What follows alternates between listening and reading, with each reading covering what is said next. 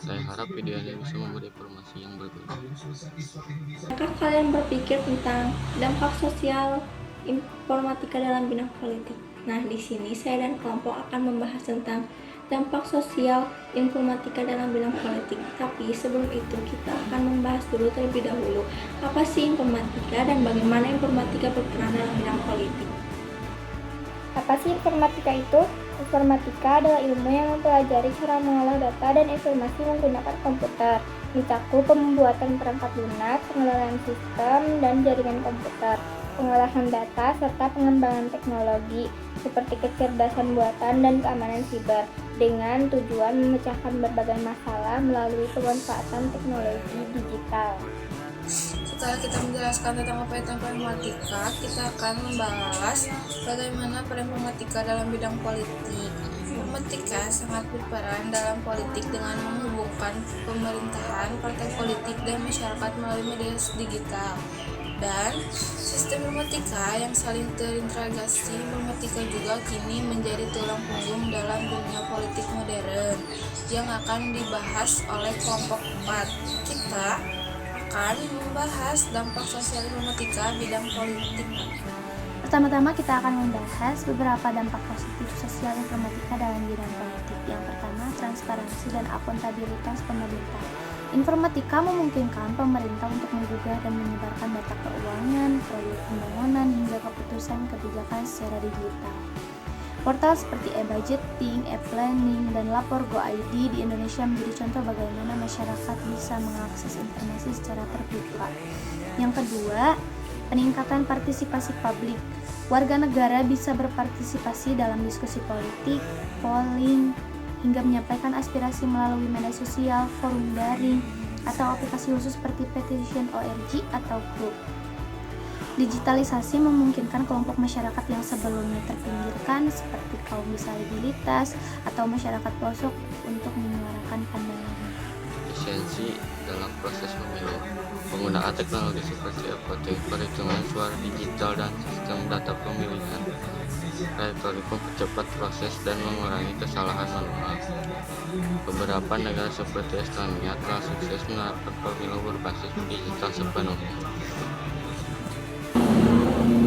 Edukasi politik digital. Melalui akses internet, masyarakat bisa memperoleh informasi dari berbagai sumber, menganalisis kinerja politisi, serta memahami isu-isu politik lebih dalam. Terdapat banyak kanal edukasi yang seperti podcast, webinar politik, dan forum diskusi digital. Berikutnya kita akan membahas beberapa dampak negatif dari sosial informatika dalam bidang politik. Yang pertama, penyebaran hoaks dan disinformasi. Platform digital sering disalahgunakan untuk menyebarkan berita palsu atau hoaks, propaganda, atau konten yang menyesatkan publik. Tujuannya bisa untuk menjatuhkan lawan politik, menciptakan ketakutan, atau menggiring opini massa. Polarisasi dan fragmentasi sosial. Algoritma media sosial cenderung menampilkan preferensi sesuai penggunanya, menciptakan echo chamber di mana pengguna hanya melihat informasi yang sejalan dengan pandangannya.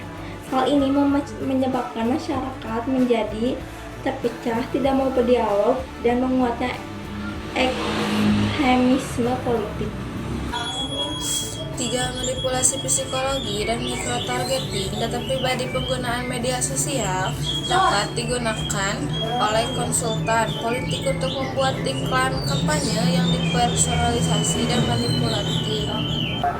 Serangan siber terhadap infrastruktur politik. Sistem digital yang digunakan dalam politik dapat menjadi target serangan peretas. Situs KPU, data pemilih sistem, e-voting, atau data pejabat negara. Hal ini mengancam integrasi dan kepercayaan terhadap politik. Cyber group dan cyber politik. Munculnya pasukan cyber atau buzzer politik yang bekerja untuk menyebarkan narasi tertentu, menyerang lawan, dan membentuk opini publik secara tidak etis. Aktivitas ini menciptakan ruang diskusi yang penuh kebencian dan manipulasi. Lanjut lagi kita akan memberikan kesimpulan dari materi di atas.